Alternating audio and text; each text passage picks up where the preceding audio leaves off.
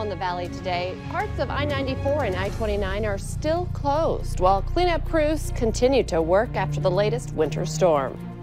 And as large puddles are starting to form all over the valley, a reminder to drivers to be careful because high water can cover up potholes.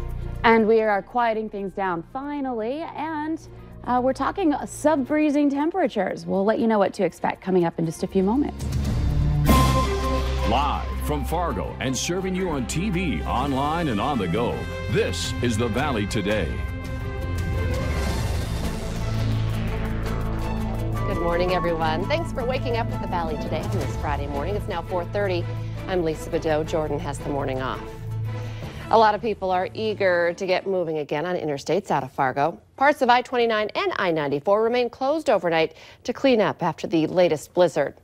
The North Dakota DOT brought in extra equipment to remove stuck vehicles and push snow out of the way.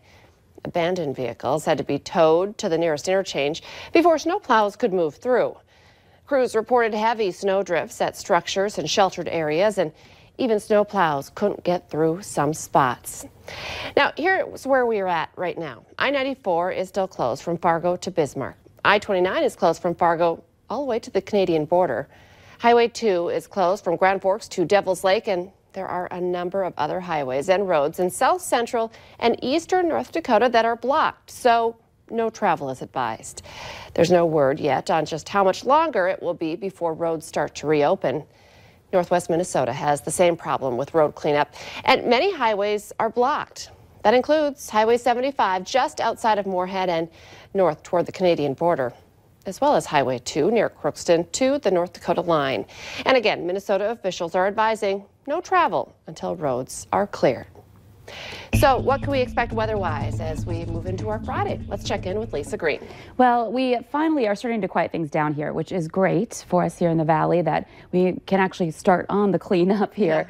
Yeah. And we are looking at colder temperatures too. So some things that are going to be impacting us because of that as well. But we do want to review just quickly what caused all of this. Of course, we talked about that big storm that would hit us, and we certainly got the wind with it. We got those gusts yesterday into the 50s, a peak gust of 56 in Fargo, 54 in Grand Forks. Fergus Falls hit 59, Oaks 58, and Aberdeen at the bottom of your screen, 68 miles per hour. So we did hit those 60s in the region. It was definitely the strongest in southeastern North Dakota and back over into that Fergus Falls area. So quite a system as far as wind is concerned.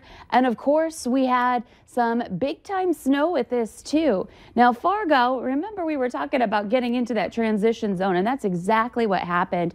So we saw some rain, we saw some sleet, we saw some snow, and so our snow totals were a lot less. We're looking at 1 to 2 inches total with this system. In contrast, Jamestown hit 10, Windsor hit 12. Ellendale we had a report of a foot of snow there, so that should be updated. Over in Grand Forks, about 7 inches of snow, Larimore 10, and Edgeley was one of the peak ones at 14 inches. And all of that got blown around by those winds that were gusting into the 40s and 50s. So temperatures right now, this is the factor for us, especially those of us who had the rain and have the slushy conditions, because we are down into the teens and 20s, meaning that's all freezing right back up. There are a lot of icy areas out there. That slush now really frozen up, and it's crunchy, and it's going to be a mess to try to drive on, and those parking lots, those side streets especially. We're at 23 in Fargo, 16 in Grand Forks. The wind, there's still a little bit of it. We've got wind speeds into the teens. We still have a gust in Wadena to 22, but overall the wind has been on the downward trend, thankfully, and visibility is looking pretty good here for most of us. Cavalier, the one exception, at 3 miles.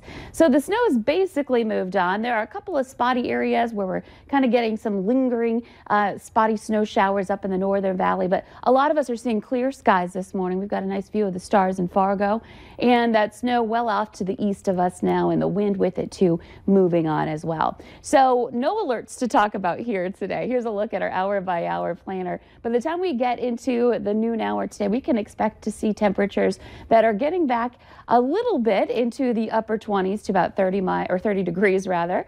And we'll see some numbers that do reach about 30, but we will likely spend most of our day today well below freezing, several degrees below. So it's going to be hard to remelt some of this ice and crunchy ice out there. That's going to be an issue on those roads again. Wind out of the northwest, and it will be a little bit brisk. So in those areas where we got that fresh snow, that's where we're more likely to see maybe just a little bit of drifting, but wind speeds into the 20s, nowhere near as bad as what we were dealing with yesterday.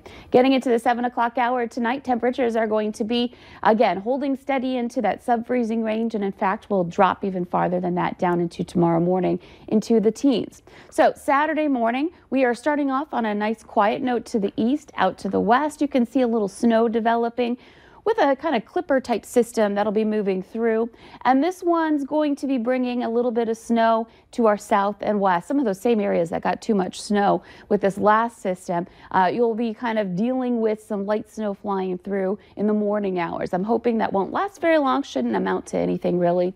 And then heading into the afternoon, temperatures still below freezing, still getting into those upper 20s for your highs for tomorrow. So a couple of quieter days here so we can clean up. Heading into Sunday for St. Patrick's Day, we start to warm up a little bit more above the freezing mark. And next week looks pretty good. Daytime temperatures above freezing, nighttime temperatures below freezing. That's exactly what we need to start a very gradual, slow melt. That's true. Got to switch our focus now. Exactly. Thank you, Lisa. It's going to be another day of headaches for some people in the valley with air travel plans. Some early morning flights out of Fargo were canceled and at least 2 delayed. A couple of early flights out of Grand Forks were also delayed. And you've probably already driven through the big puddles forming as temperatures warm up and because of so much water. The city of Fargo is redirecting some of its snowplow drivers to drain cleaning duty. Some drains are frozen over and others are covered with snow. Fargo Public Works says there's only so much homeowners can do to help, and city crews are getting to them as quickly as possible. Drivers should keep in mind that high water is also covering potholes that are starting to form, so you really need to be careful and go slowly through the water to avoid hitting a hole hard. Our forecast for some warmer weather is welcomed by a lot of people as well in the valley. We've all been through the snow, the cold temperatures, blizzards, shoveling, dangerous roads, and so much more.